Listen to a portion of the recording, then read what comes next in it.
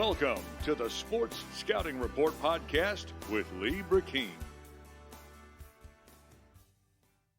Hi, everyone. You listen to the Sports Scouting Report. I'm your host, Lee Brecheen. We got a great guest today. I think a man that's, let's just put it this way, he's the fourth longest person in the sports department in the history of the school right now at Louisiana Tech, Malcolm Butler, who is the fourth longest tenured currently in the athletic department, and has taken over in years past the retired Keith Prince, who was there 24 years. Many have went on to be SIDs from learning under Malcolm Butler at Louisiana Tech. Also serves as the primary media contact for women's basketball at Louisiana Tech, softball the past 22 years. I didn't know that. And also in May became football, men's basketball play-by-play with the retirement of longtime legend Dave Nitz. Malcolm, thanks for joining us today, man. Thanks, Lee. I'm tired now just listening to you from everything you just spouted out. But, yeah, no, we're glad to be on, and I appreciate you covering Louisiana Tech. And I also want to mention this, and I'm just trying to throw out all the great stuff you do over there at Tech, but Lady Techster basketball team for 21 seasons, radio play-by-play voice. 650 women's basketball games, including 15 NCAA tournament games. That's a lot, Malcolm. It is. Well, you know, you do something long enough, and the numbers start to add up. And, yeah, this is the first year since I've been at Louisiana Tech, and I started back in '99.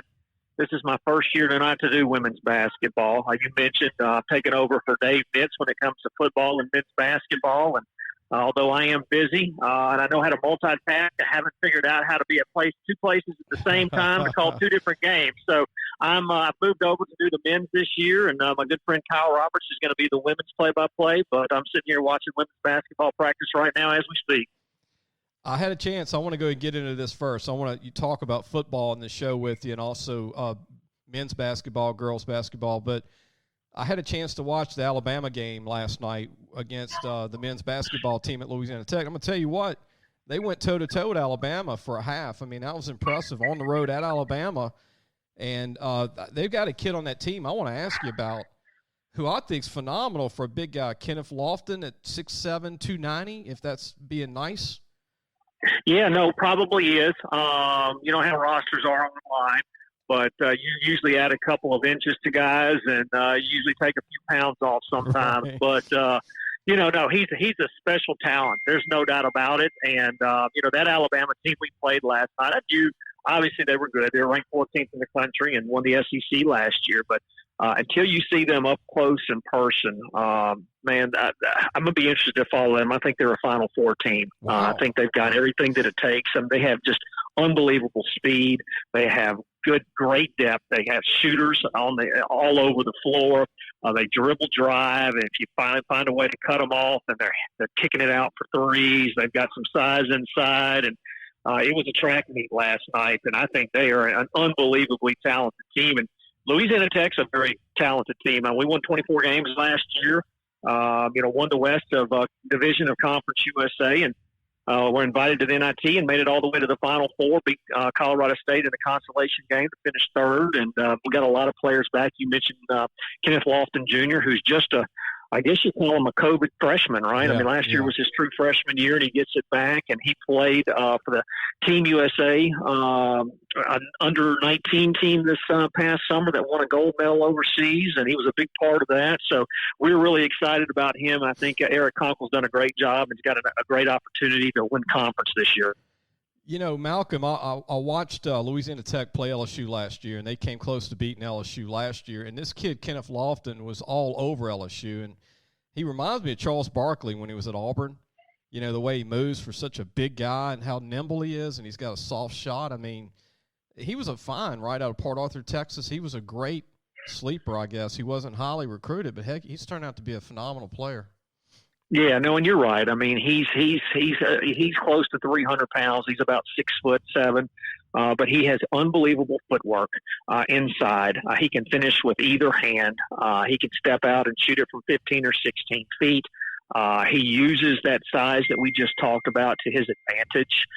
bigger guys guard him, but he's able to use that body and score. He had a 7-footer last night for Alabama guarding him, and he ended up I think with 12 and 9, and that's without playing basically the last 15 minutes of the game. He came down with he started cramping, and by the time they got some fluids in him, the game was out of reach, so no need to put him back out there. But he's a special player, and we're sure glad he's in a Louisiana Tech uniform. And also, Malcolm, I was impressed with David Green, a freshman out of Apopka, Florida. He was a good-looking player last night at 6'7". Freshman. Yeah, he's a transfer from Hofstra, so he's a COVID freshman, just like Junior is. I mean, these classifications for the next few years are going to be pretty messed up, right. With everybody getting a year back. But we got another guy named Isaiah Crawford, who I think is a special player, unbelievable point guard, and Kobe Williams. They really have, I think, all the facets, to make a nice run and to win Conference USA. And, Louisiana Tech men's basketball, who's got a great tradition. We haven't been to the NCAA tournament since the early 90s, and that's hard to believe. Mm-hmm. And so, they've won the regular season conference title a number of times in the last 10 years, but most of the time, it's a one-bid league if you're not a Power 5, and so we've not been able to win that conference tournament to get there. And so I think this could be their year if they can stay healthy. Malcolm, we're going to take a break, come back. Love to keep you on and talk some football when we come back. You're listening to Malcolm Butler, who's with Louisiana Tech, does play-by-play by many of the sports programs there at Louisiana Tech, who's been there for many years. The magazine that we have is 25 years old. He's been there over 20 years at Louisiana Tech, and we'll be right back. We'll be right back with the Sports Scouting Report. Listen, whatever you're driving right now, Tommy Harvey wants it. Bring it in to Harvey Subaru, Lexus of Shreveport, Bossier City, or John Harvey Toyota. They're paying big bucks for all trades right now. They'll cut you a check right there. Tell them Lee sent you. Welcome back. You're listening to the Sports Scouting Report. I'm your host, Lee Brecheen. Our guest today is Malcolm Butler from Louisiana Tech. Malcolm, football, it's been a tough season. Tech's had great years. I remember them beating Miami and shutting them out in Independence Bowl not too long ago. And it's just been a tough year, 2-7, and we talked about it off the air. But here's the teams they lost to, as you know. I want to share this with the listeners. But Mississippi State, SMU, North Carolina State, UTEP, UTSA that's having their best season ever, UAB, who's a program on the rise, Old Dominion, another program on the rise. Those are the teams that they lost to. Those are some pretty good teams. Yeah, and if you look, we're unfortunately on a 5-game losing streak right now, Lee. And if you look at it, I really think it goes back to the first 5 games. We opened the season in Starkville against Mississippi State, and we find ourselves up 20 points in the fourth quarter with 12 minutes to play. And they came back, scored 3 touchdowns, and we had one last chance and drove it down to their 29-yard line and had a game-winning 46-yard field goal attempt on the final play of the game. And guy got a little bit of push up the middle and got a hand on it and blocked it, and we lose 35-34. Came back the next week and won a shootout against a very good Southeastern Louisiana team. And then the next week got SMU in there. And, SMU is a team ranked in the top 25 right now. They've only got one loss. That came to Houston.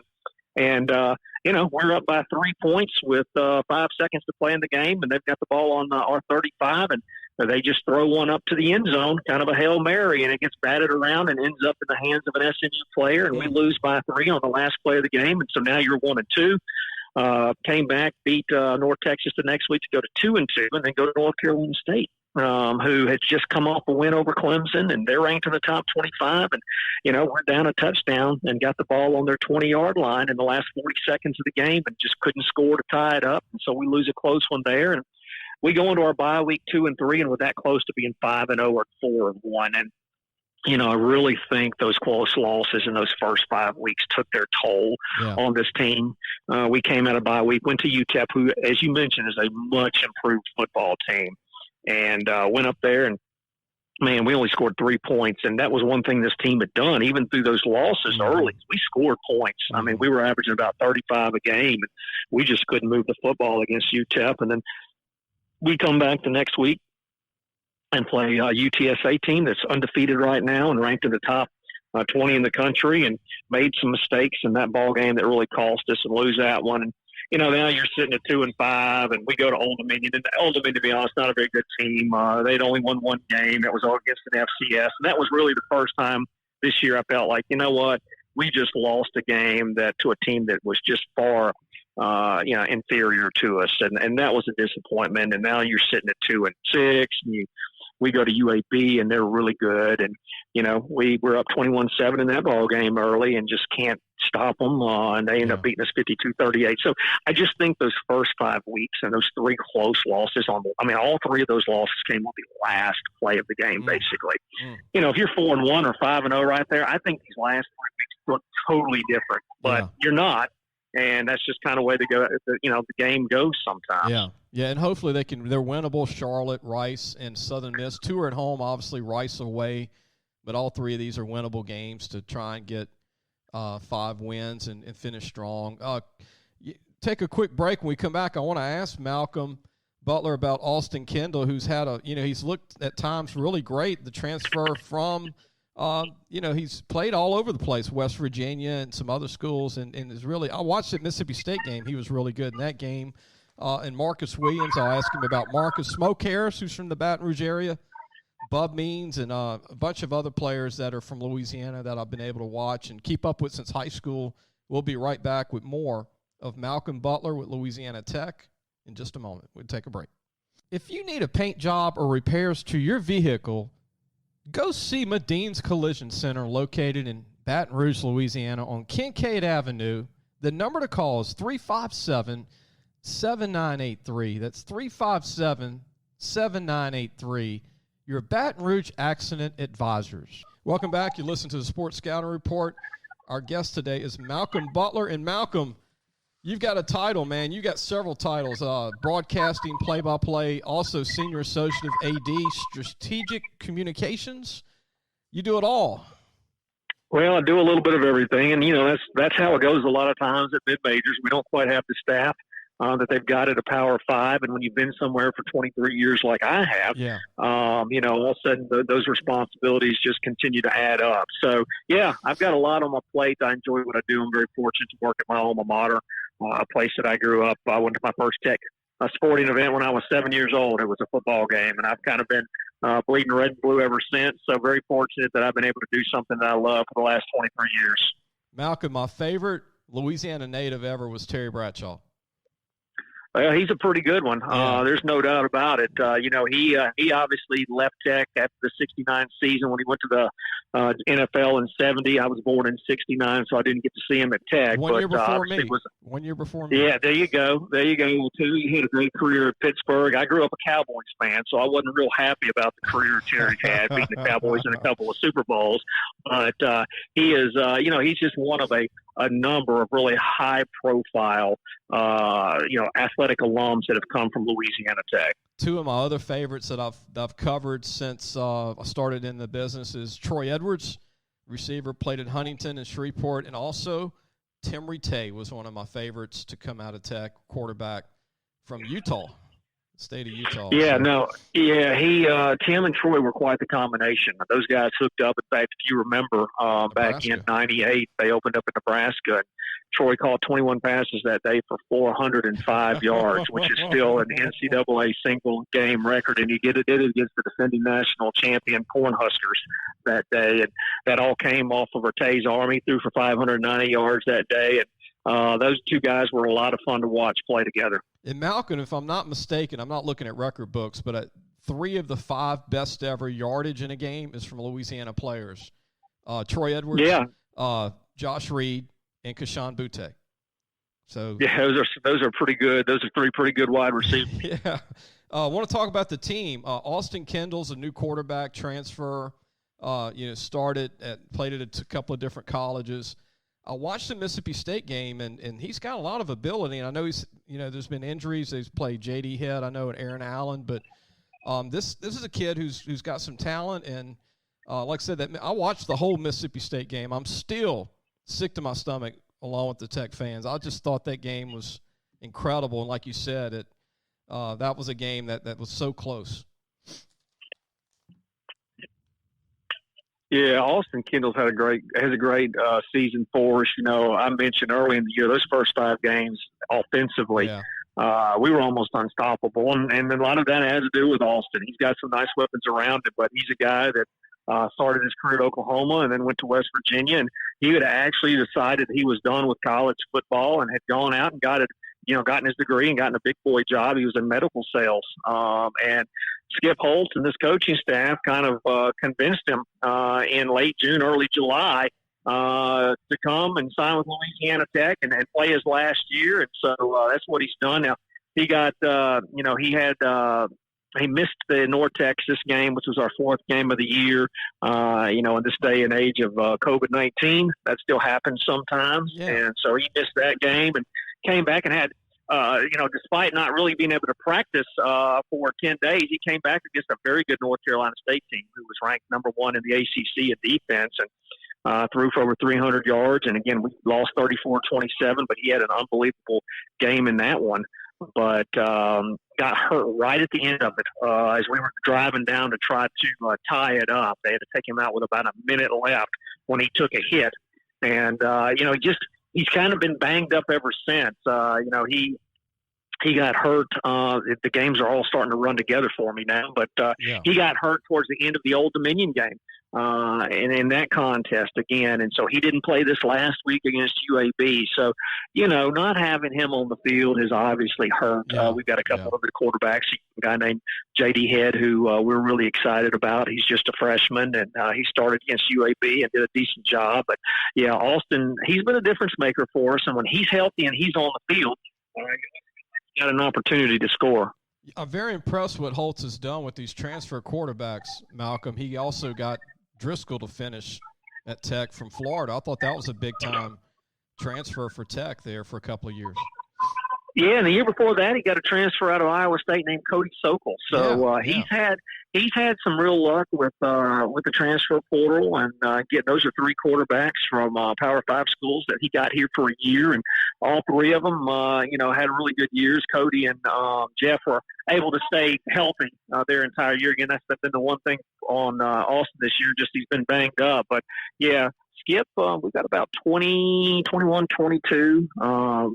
Transfers on this year's roster. You mentioned Bud Means, a guy that transferred. We've got another great wide receiver named Sam Emilus who transferred this year. We got some defensive backs. I mean, we've got a lot of transfers that have come in here and done a nice job for us.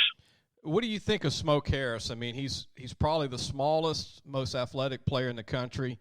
Strong kid, 53 catches, leads the team, 4 touchdowns, 547 yards. From West Feliciana. Had a chance to watch him a lot when he was in Baton Rouge playing. But how much does he mean to this team, Malcolm? He's got some eligibility left, but Smoke is just an incredible player, right, for Tech on offense? No, there's no doubt. I mean, he's had some big games for us here recently. He was kind of J.D. Head, young quarterback who started last week against UAB. He was kind of his security blanket in that UAB game, scored a couple of touchdowns in that game for us and had a really nice game. He put the ball in his hand. Smoke's a guy that can turn a 5-yard gain into a 45-yard touchdown, and he's done that a number of times this year. He's our punt returner as well. So he's electrifying, and we're glad again that he's a Louisiana Tech Bulldog, and he's got another year or two left, and he's definitely one of the main weapons on our offense this year. Take a quick break. I wanted to come back, and when we talk about Tyler Grubbs and also a couple of other players, Ben Bell, who's been impressive to me on D-line, and Abraham Delphin on offensive line, and Joshua Moat, just a bunch of Louisiana guys that have done really well at Tech. We'll be back with more of Malcolm Butler with Louisiana Tech. We'll be right back. Be sure to take your car and truck for all your tire needs to Treads and Care Tire Company located in Central. The number to call is 331-8144. Family owned and operated since 1971. That's Treads and Care Tire Company. Welcome back. You listen to the Sports Scouting Report. We've got Malcolm Butler with Louisiana Tech with us today. And Malcolm, every time I turn on the TV and I watch Tech the last 2 years, I'll see a tackling machine. Tyler Grubbs from Holy Cross High School, a linebacker. This kid, is he a machine for this team with tackles? Yeah, no, he is. Tyler's an interesting story. Last year he wasn't even on the 2 deep going into the season opener last year against Southern Miss. And right before that game, we had, of course, this is in 2020.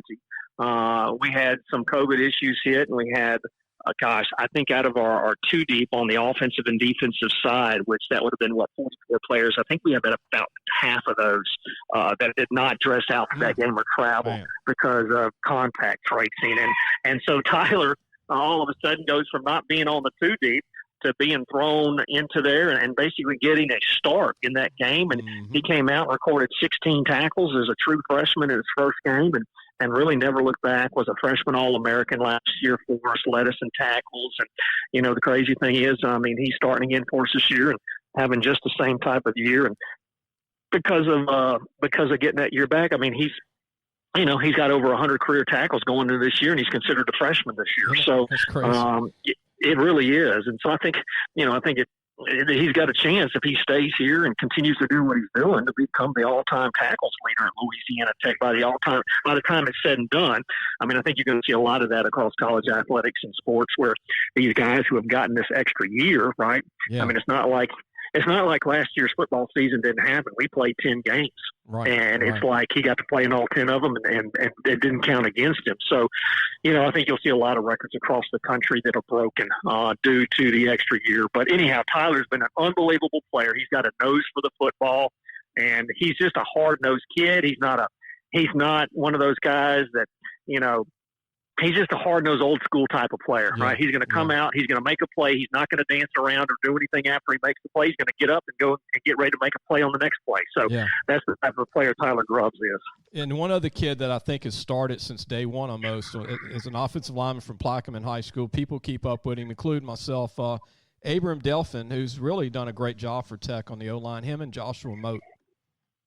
Yeah, they've been consistent for us on that O-line. You know, Josh is our left guard, and Abraham Delphin is our starting center. And both of those guys have started every game this year and really done a great job. You know, we've got a couple of graduate transfers that are in our starting lineup as well on the offensive line. But Abraham and Josh have been with us since day one. And, you know, again, your starting center is an important piece of the puzzle, right? Because he's the one calling out the one calling out the blocking assignments before the ball snaps.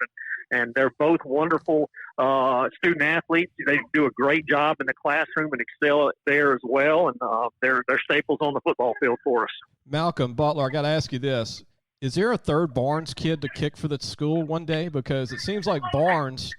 There's going to be like 12 years of kicking from the Barnes brothers here, right? Jacob's only a sophomore, or a freshman again. Yeah, he's a freshman again. He's followed in Jonathan's footsteps and again done really, really good. I think he's missed 2, maybe 3 field goals this year, and one of them I mentioned, the one against Mississippi State, was blocked. So you really can't blame him on that one. So, you know, Skip Holtz feels anytime you're 47, 48 yards out and in, he feels like it's automatic, and Jacob's given reason to believe in him. And so Jonathan had an unbelievable career at Louisiana Tech. He's still here in the Ruston area. I see him from time to time. He's selling real estate these days. And his younger brother, Jacob, is following in his footsteps nicely. I went to Woodlawn football games in Baton Rouge, Malcolm, and every game his dad would be on the sidelines with a towel, keeping those balls dry when it would rain. And he was kind of like the punting, kicking coach for the team, volunteer. And he said, I've got another one coming up. And he was right when I watched Jacob. So 2 back-to-back at Tech kicking. Can you come back one more segment? We can talk about Lady Techster basketball and softball? Sure. Yeah, sure. Okay, we're going to take one more break. We'll be back with more of Malcolm Butler from Louisiana Tech. We'll talk some Techster basketball and also softball when we come back. Come and visit the majestic mansion in the marsh, Gros Savon, Waterfowl, and Wildlife Lodge. Gros Savon is the true sportsman's paradise. Gros Savon Lodge has everything for you from fresh and saltwater fishing, alligator hunting, waterfowl hunting, and eco tours. Located south of Lake Charles. Call 337-598-2357 or visit www.grossavon.com for more information and schedule your trip to the majestic mansion in the marsh, Gros Savon, Waterfowl, and Wildlife Lodge, the true sportsman's paradise today. Welcome back. You listen to the Sports Scouting Report. I'm Lee Brecheen, your host. Our guest is Malcolm Butler. who's been at Louisiana Tech, it seems like for 50 years, huh? Malcolm, it's been a long time.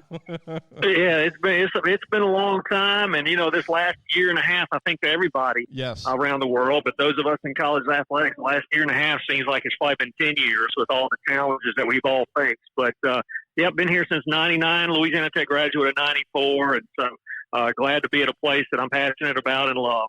You served as the radio play-by-play voice for the Lady Techster basketball program for 21 years. What do you think of their team this year, Malcolm? What do you think the Techsters will be this year, talent-wise? I think they've got a chance to be pretty good. I'm actually sitting out here right now as we're talking, watching practice. They opened the season last night here at home, and played Jarvis Christian, which is a smaller school. I think they might be a community college. And, and those, a lot of times in those openers, you want to, especially – this team only has 4 players back from last year's roster. So they've got 9 newcomers. And so right now Brooke Storm's just trying to get the chemistry together. And they got a lot of new kids that, are trying to just figure things out. And so they got a couple of games to open the year against non-D1s. And last night they won 103-53. So, they came out, they did what they were supposed to do, and they took care of business, and everybody got to play minutes, and everybody scored. And so, they'll get these first 2 games under their belt, and then they'll have and play Ole Miss next week. So, she just wants them to get a little bit of confidence before she really puts them to a test. And I think they got a chance to be pretty good. Yeah. Only 4 letter winners back, but she's got her top 2 scorers back. One of them's Kiana Walker, who led us in scoring last year. She's a guard that's extremely quick and can score on all 3 levels. And then Anna Laura Robertson, who's a 6'3" post player, who's really, really nice. I think she might have a chance to be the best post player in Conference USA this year if she continues to work. So they've got 2 strong pieces to the puzzle. And it's just a matter of figuring out who that 3rd and 4th scorer is going to be, and then figuring out what everybody's role is going to be. My first women's basketball game I ever watched was Louisiana Tech back when Mulkey was a point guard. And I didn't even know they had basketball or anything. That was my first basketball game I think I ever watched. I was a kid.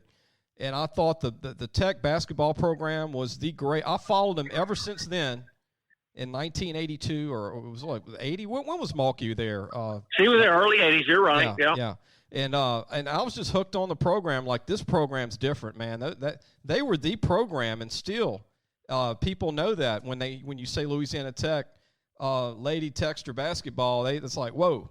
That's like saying Duke and North Carolina on the men's side, It's incredible. Yeah, no, it is. I mean, I'm looking up here in the rafters right now. There's 13 Final Four banners up there, which include 3 national titles. And so this program under Leon Barmore was, Leon was Gino before Gino, right? Yeah, I mean, him and Pat Summitt put women's basketball on the map in a lot of ways in the 80s and the 90s. And it was a great rivalry and 2 great coaches, and Louisiana Tech still ranks, I think, 4th all-time in most wins in program history amongst all schools. And so when you think of women's basketball, you think of the Lady Techsters. Now, we know we're in a day and age now where it's tougher and tougher for mid-majors to get to Final Fours. In fact, I think the last mid-major on the women's side to get to the Final Four was Southwest Missouri State, which is now Missouri State. Wow. And they did it 20 years ago. Whoa. So it's been that long. Wow. But,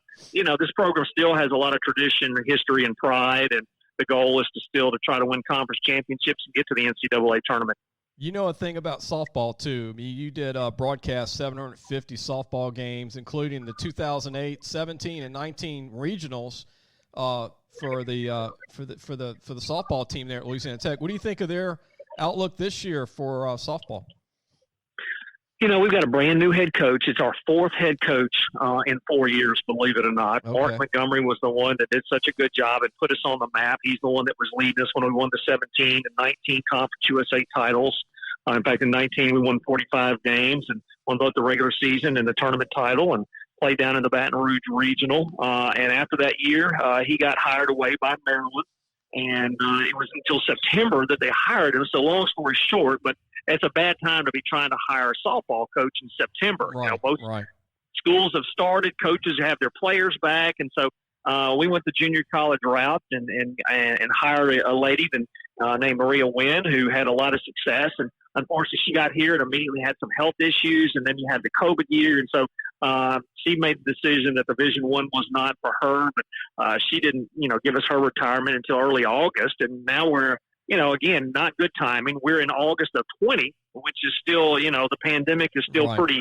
pretty new for everybody. Yeah. And we're trying to hire again, and we're not, just not getting the candidates we want. So we made our assistant coach interim, and she got us through last year and did a nice job. And we went out and hired Josh Taylor in June, and he came here from the University of Nevada, where he had been the head coach for the last 5 years. I mean, they beat the number one team in the country last year, and Yeah. he did an outstanding job there. So we're excited. That's a long answer, but we're excited about the direction of this program.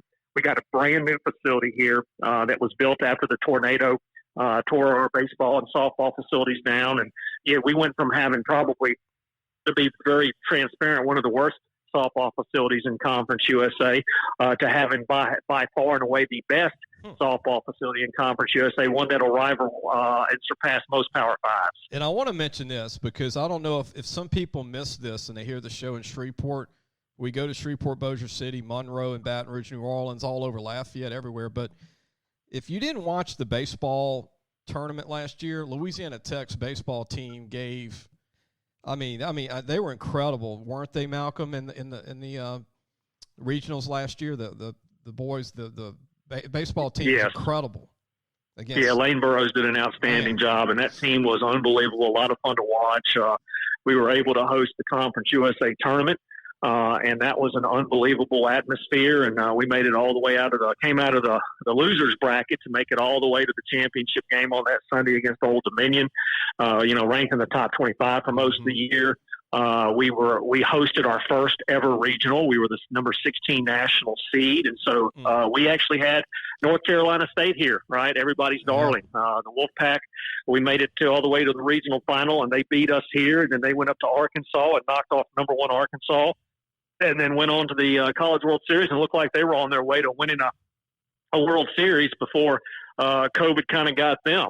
Yeah. But it was an absolutely big time, unbelievable atmosphere here during that both the Conference USA tournament and the NCAA regional. Yeah, that Tech baseball team beat a lot of giants last year during the season too. A lot of good programs took them down, and I was excited. I really love watching them play. They played with a lot of passion, played as a team, and really just played all they could, to maximize their ability, their pitching and hitting, and they had a lot of home run power.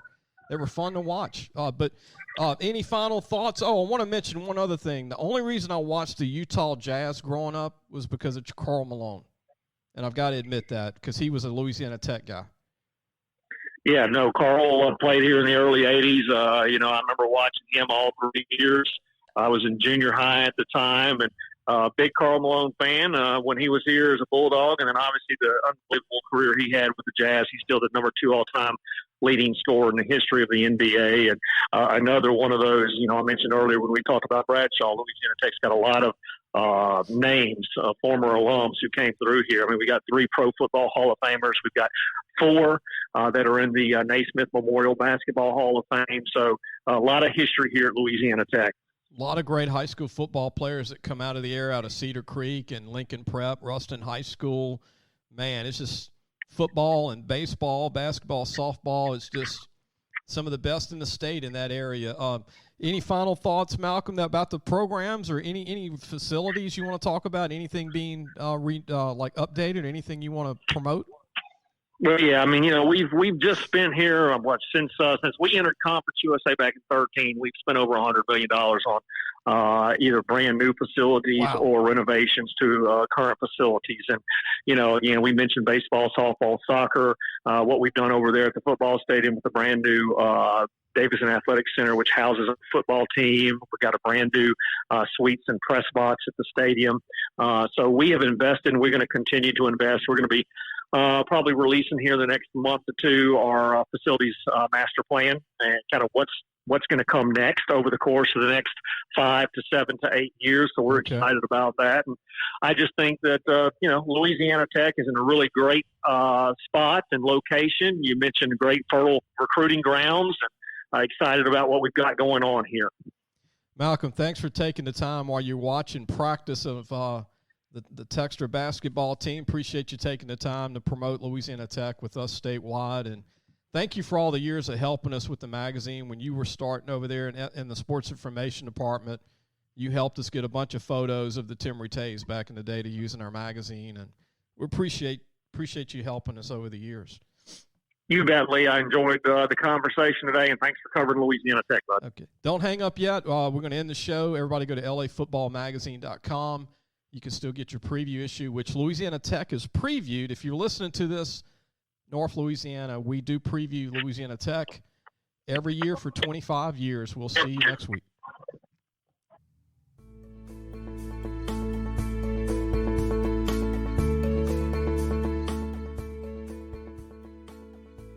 Thanks for listening to the Sports Scouting Report podcast with Lee Brecheen.